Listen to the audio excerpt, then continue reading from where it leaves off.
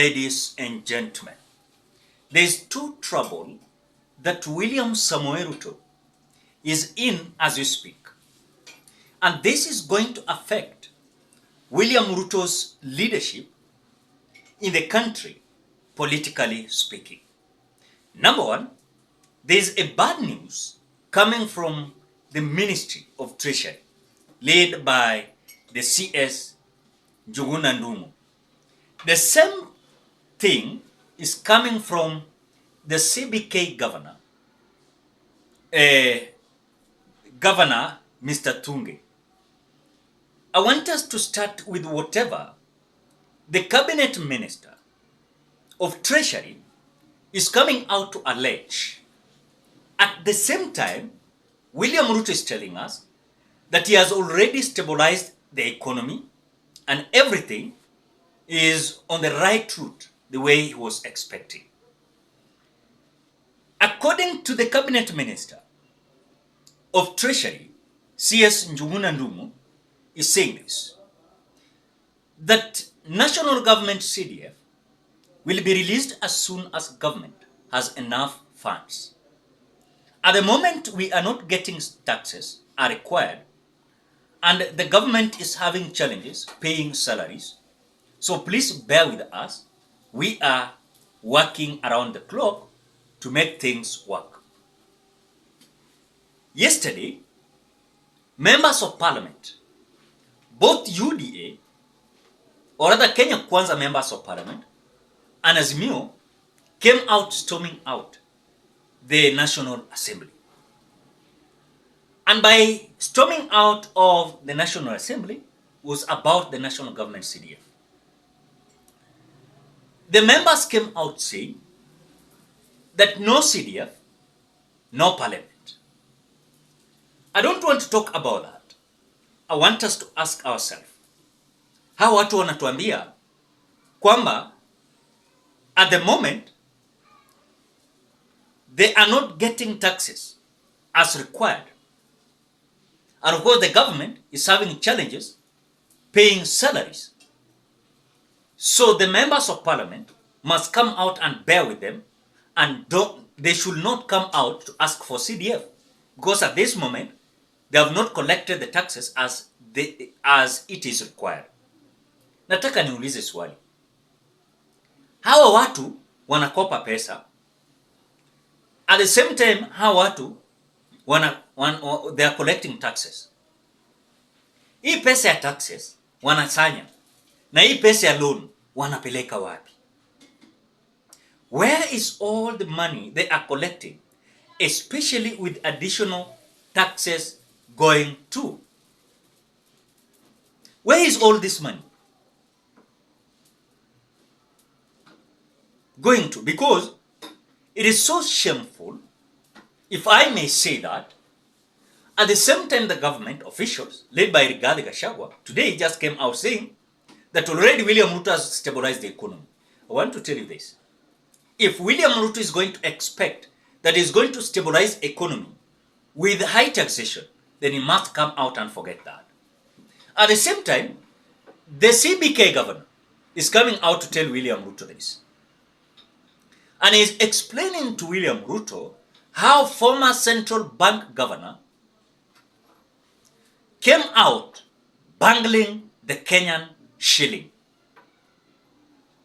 And at the same time, I want to say something that is very crucial. CBK has raised interest rates to 12.5%, the highest since 2012. I want you to understand something here. Enye hii watu wako na shida. CBK, Central Bank of Kenya, has raised interest rates to 12.5%. And this is the highest since 2012. Why is it that now the current governor is coming out to say that it was the former governor of Central Bank who came out raising more interest that affected our shilling? everyone in this administration is blaming everyone. For example, the president and the deputy, they're coming out to blame Uhuru Muigai Kenyatta. Now, the current Central Bank of Kenya governor is now coming to blame the former.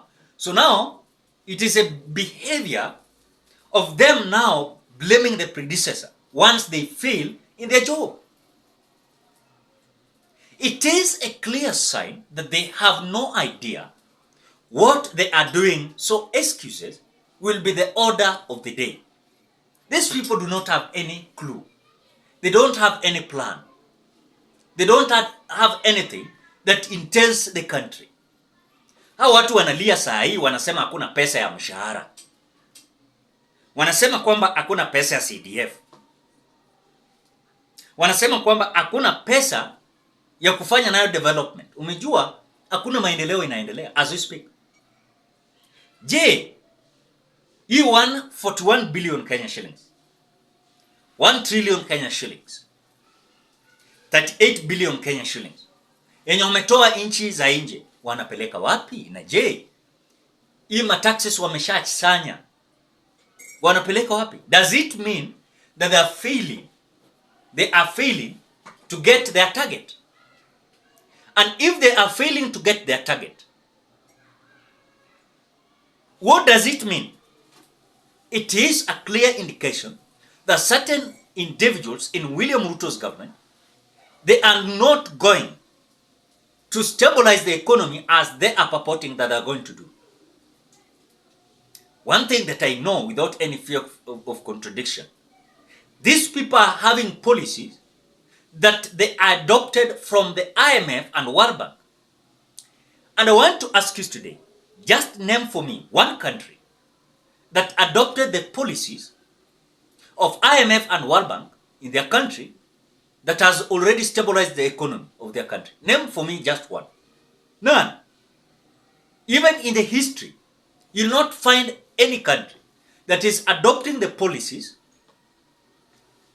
regulations of IMF and World Bank will succeed stabilizing the economy. You'll not. You just tell me today. There's none. So William Ruto is simply struggling. At the same time, the policies he's having is also making him to struggle more. This man understands very well that as we're going to hit New Year, things are going to be so difficult. Things are not going to be as usual as he thinks. Because when he came out, putting some individuals in different offices in the Republic of Kenya, he knew that everything was going to be okay. As we speak, the reality is hitting William Ruto. He doesn't understand where to start and where he will end. The same man came out to say that already is putting everything online and now Kenyans are going to enjoy. I want to repeat the same thing I said in other videos.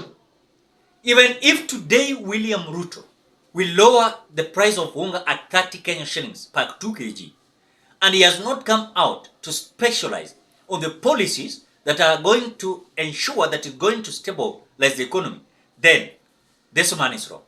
Stabilizing economy is not by lowering the price of unga. There are several issues that are triggering this issue of the economy. And you cannot come out to stabilize as at the same time you are using the policies and you have already adopted the regulations of certain foreign institutions. Now, as if that is not enough, these people are believing that through taxes, raising taxes, are going to enable them to put everything online. But they're coming out to regret. Why?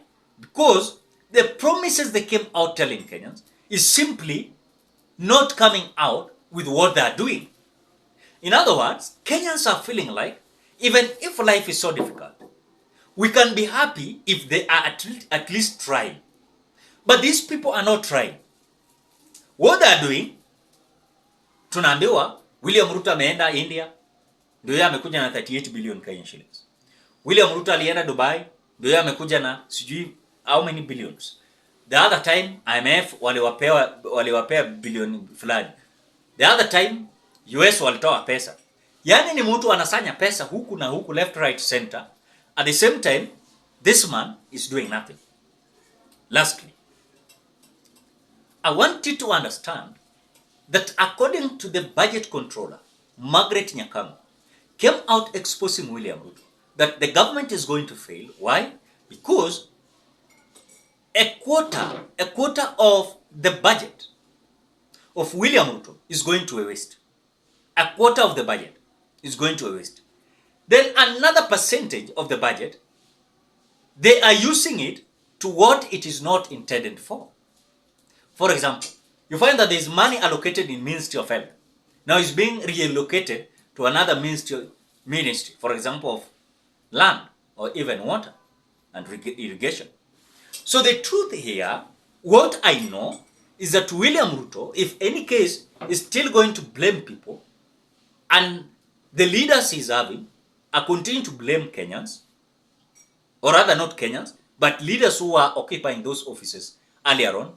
I want to say this.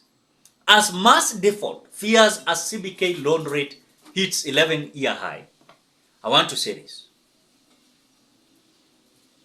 This is the only time that the CBK has raised interest rates at 12.5% since 2012. So hii maneno mnaambiwa ni uongo tu, ni watu kucomplain. Ladies and gentlemen, do you think that these people are going to change? Are they going to stabilize the economy with the principles and policies of this IMF and World Bank and other institutions outside the country? What do you think? Drop your opinion at the comment section below. Otherwise, thank you so much because of your support. Please consider subscribing, liking, commenting, and sharing this video.